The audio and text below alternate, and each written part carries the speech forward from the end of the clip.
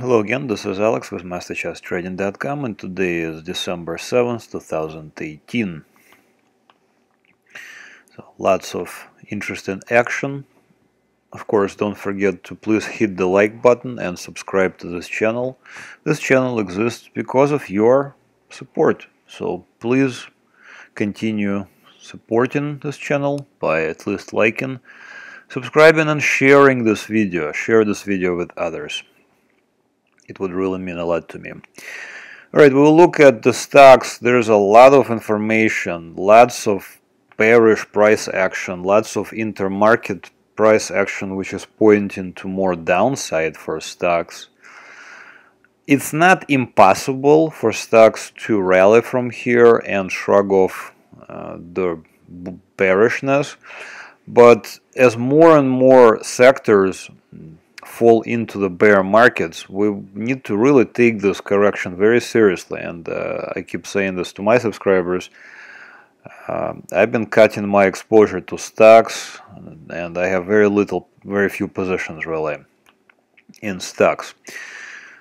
Again, in a true bear market, if the true bear market stocks, don't think that you can hide in utilities, and I will go over this quite a bit. And now we can also have a little bit of a section how to short stocks, and I'll give two examples, one of semiconductors and one of biotech, recent examples, and they were both very successful if you trade them.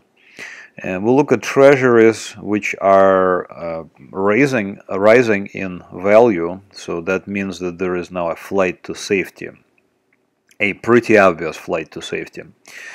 Look at the dollar, it could be reversing, and we will look to see if the dollar is reversing and gold is in fact also reversing.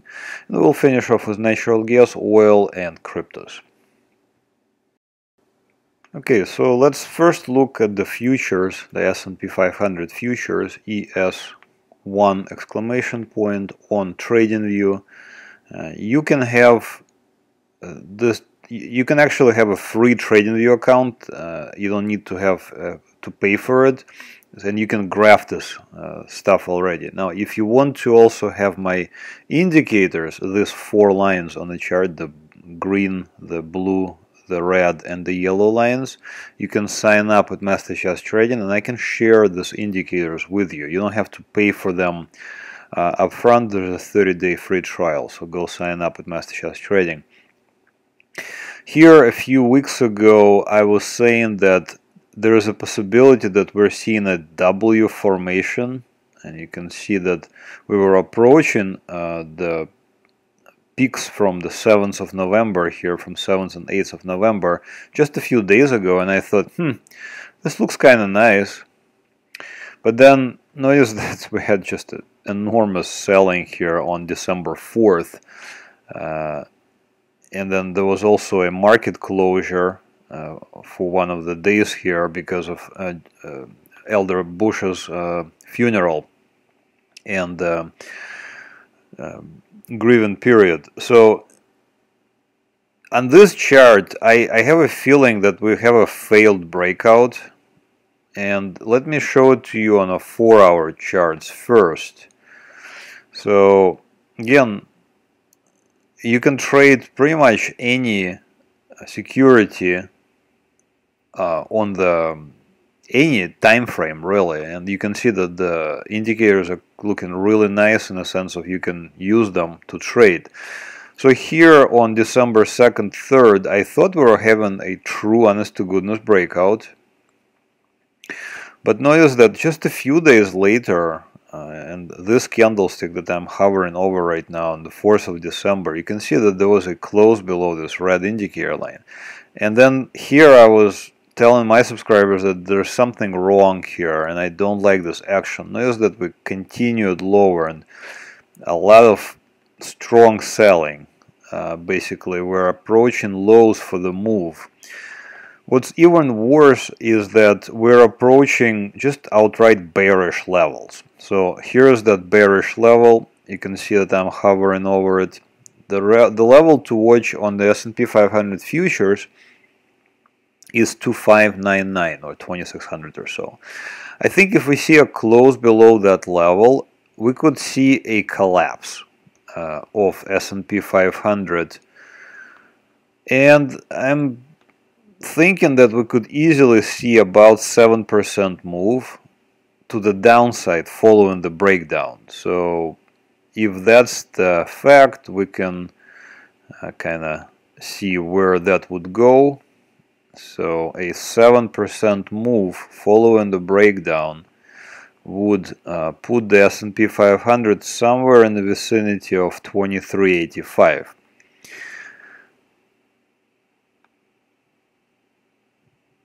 So obviously this is a bad situation here, because notice the price action doesn't lie and we're just simply approaching bearish levels. This weakness is pervasive and it is worldwide. So we can look at various United States sectors, and we can also look at various world stock markets. So let's just look at some of the United States sectors first. And we can see that several of the really major sectors, like for example we have small caps, which is like a division of stocks basically, a retail industry group XRT, an energy sector, and a financial sector, financials especially, with worrisome XLF. Notice these are fresh lows for the move. I already warned my subscribers as early as October of this year to simply avoid XLF. If you again are a sophisticated trader, then definitely you could see right there. I would have shorted it right there on 12th of November, and here I probably would not have shorted it because it's just a really huge candlestick on the 4th of December. But even right there on 29th of November, I would have shorted it. So I'm not yet shorting United States equity, because what I want to see is I want to see S&P 500 or ES1 exclamation point close below 25.99. Once that happens, then we can start shorting. So here's another one, XRT, and I just yesterday I sent to my subscribers to avoid the XRT. Retail sector, XLK technology. Look how close we are to bear market. The bear market is just below at less than 1%, maybe 1% away. XLB, basic materials. You know, if you are an aggressive trader, and already the breakdown occurred here on 9th of October, and I sent to my subscribers at MasterChartsTrading.com to avoid this particular sector. And again, if I was shorting, if I was aggressive, I would have shorted it right there or right there, possibly right there, but you know, I would want to probably the price to be a little bit closer to the red line.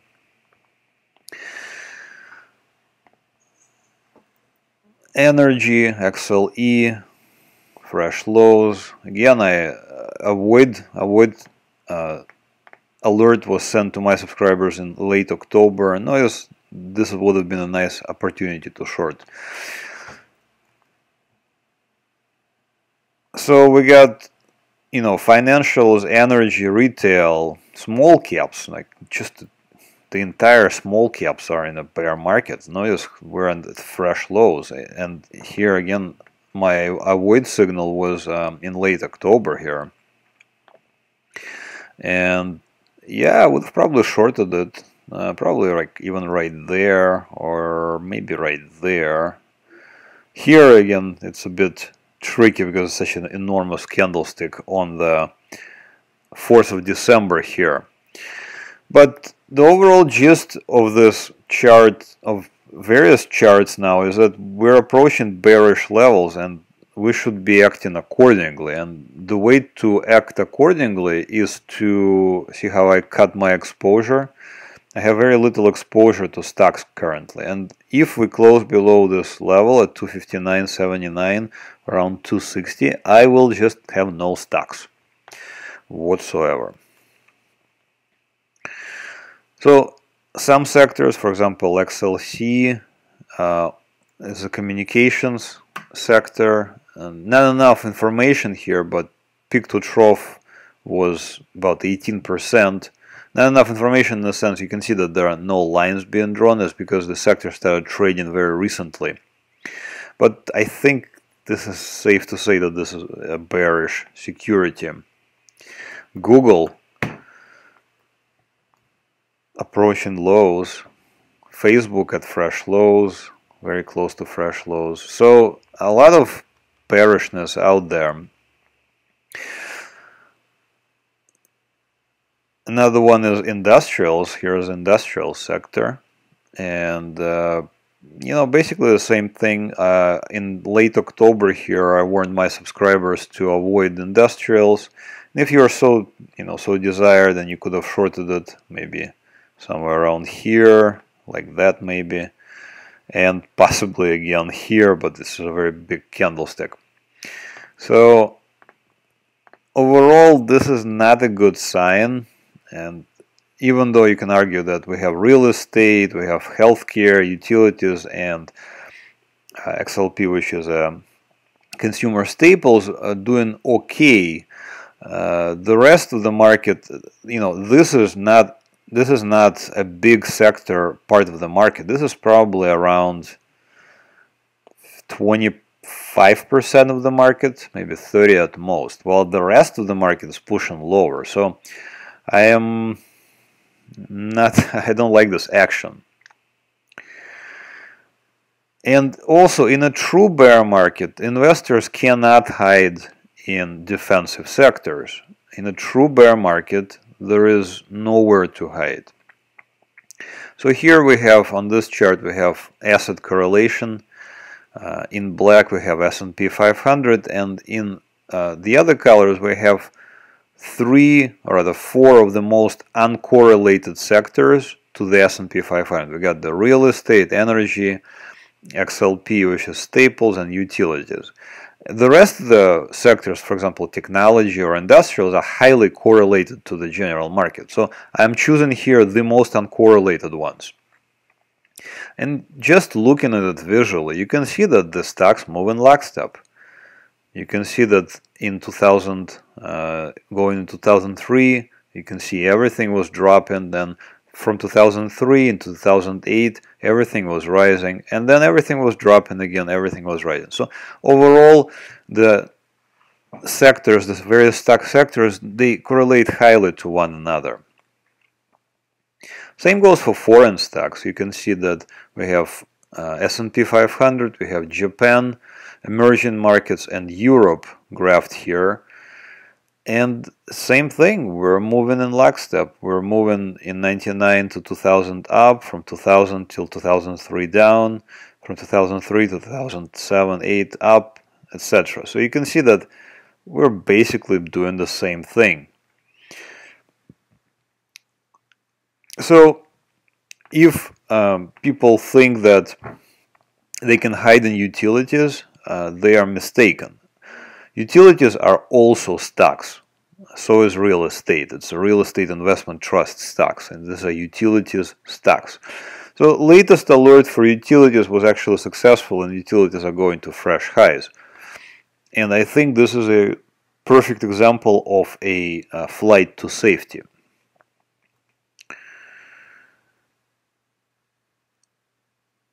Okay, so what should investors do? I think once we have confirmed that the stock market has peaked and now is in a bear market, probably the best thing to do is to simply have no stocks. As I already mentioned, I currently have about 80% cash and 20% stocks in my various portfolios. But if we close below 259.79 or about 260, I will have 0 stocks and 100% cash. Maybe I'll play around with some options if I so desire, or maybe I'll play around, maybe on the downside. But as far as longer term portfolios or 401k or retirement portfolios, I will have no stocks. I'll just have cash. This is the best thing to do during the bear markets, is simply have no stocks. Another alternative to having just stocks during the bear market, and this is more risky, is to have some bonds. So let's look at bonds. Here's TLT, the 20+ year Treasury bond fund. Again, I think this is the most important one of the bond funds. And up to, actually I still think that we're, TLT is in a bear market, but I am not very keen on shorting bonds right this instant, because of the intermarket posture. I think if the stocks are going to continue lower, a natural knee-jerk reaction for investors is to position some of their money into bonds. So I think this is what we're seeing. And we can easily continue higher to around 122, about this blue line. Again, you can find out more about these lines at MasterCharts Trading. But the gist of the matter is, if we see a close above 122.33 here currently, then I would say, okay, now our bonds are in a bull market, then we should be buying them. So we're going to start buying them if that happens. But for now, I think the best posture is to just have cash as much as possible, and probably avoid many stocks as much as possible too. Okay, so let's continue, and we'll look at some of the ways in which we can play the market to the downside. So this is a chart of S&P, or the SMH, which is a semiconductors ETF, a very popular one. On this chart, what I see is a breakdown here on October 10th, 2018, where I'm hovering right now. And from this point on, my thinking changes. My thinking is now to sell, to place bearish bets, to place bets which would result in me winning if the security drops in price. And where would I do that? So from here on, we can just kind of advance one day at a time. So for example, back here in October of this year, everything looked fine, and we could keep buying. But then we started seeing a lot of selling, and actually within a few days, on October 10th right there, we have what I think is a trend change. And then from here on, the trend is down. So in other words, we need to look for opportunities to get on the trend to the downside. To do that, we need to find a good entry point. Some people short immediately on a breakdown. Well, in my case, below this yellow line. Again, you can find out more about this at MasterChartsTrading.com. I'm not really a big fan to short immediately on a breakdown below yellow, and I would rather see a pullback towards the red, which was at that point at 101.63. So here in October of this year, we're just sitting doing nothing. See a big break, and then we're again sitting doing nothing. And then here we go. We have a rally, and this rally carried the price all the way above the red line. So you can see it currently as it was above this red line right there. Then we see a close below the red line, and at that point I would have said, okay, now let's place a bearish bet. So we can buy puts, we can sell calls. This is a semiconductor, so we can actually buy an inverse ETF, and there is an inverse ETF called SOXS. And then you can see that almost immediately we had a nice drop, and this would have been more than enough to make decent money, especially if you have a leveraged position or a options position, because they really move quite nicely. Again, things continued into December. You can see a rally above the red line, and then a big drop. I probably would not want to short like on the 4th of December, I probably would want to do like a limit sell at around 96.25 or so. But that did not materialize. You can see there was a lot of selling almost immediately. So this is an example of how to think about simply reversing your thinking. Instead of buying on a pullback, we're going to be selling on a pullback. Because we're selling on a pullback from the lows. We're not buying on a pullback from the highs. Here, back in June of this year, we can see, oh no, look, it's a fresh high. And now we see a pullback. And then here around 28th of June, I would be buying. But now we have to reverse our thinking, and we're doing the opposite. We're selling on a pullback from the lows. Here's another example, nice example, Xbi Biotech. So I'll do the same thing. Back in October of this year, you can see a breakdown right there on the 24th of October. And this to me means that we now want to definitely not want to be buying. We want to be doing either nothing or placing bearish bets. And here that's opportunity on the 2nd of November right there. You can see that the price touched the red indicator line right there and then closed below it. So for me, this is my signal to go ahead and open a short position. And you can see that a few days later you would have been quite successful already. If you bought puts here, you would have been very successful already. And you see it continued lower.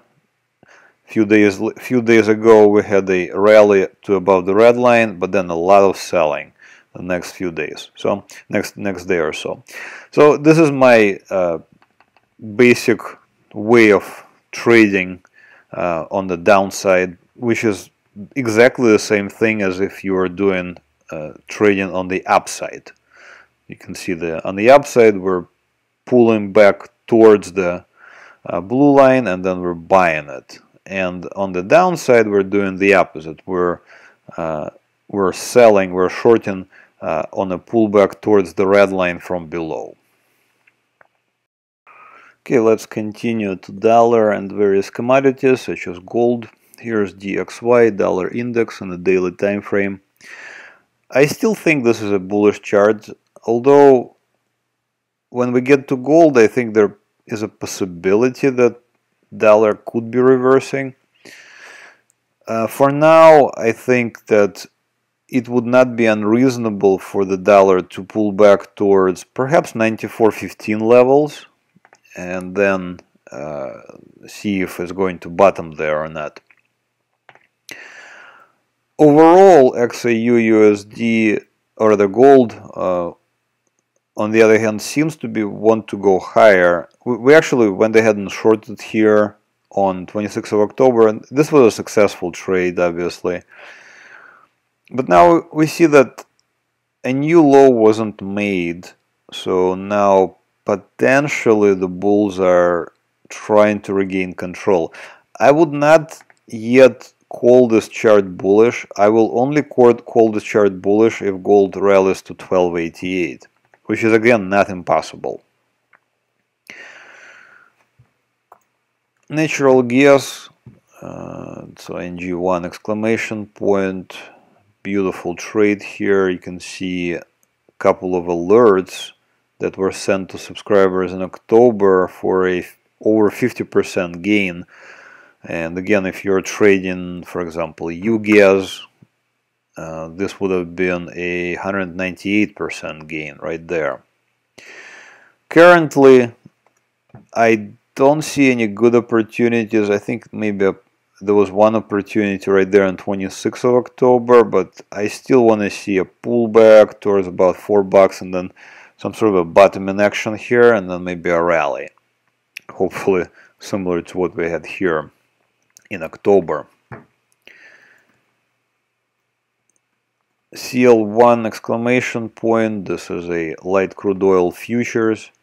Another beautiful trade here. You can see we actually sent to subscribers here on the 5th of November for a over 20% gain on the futures.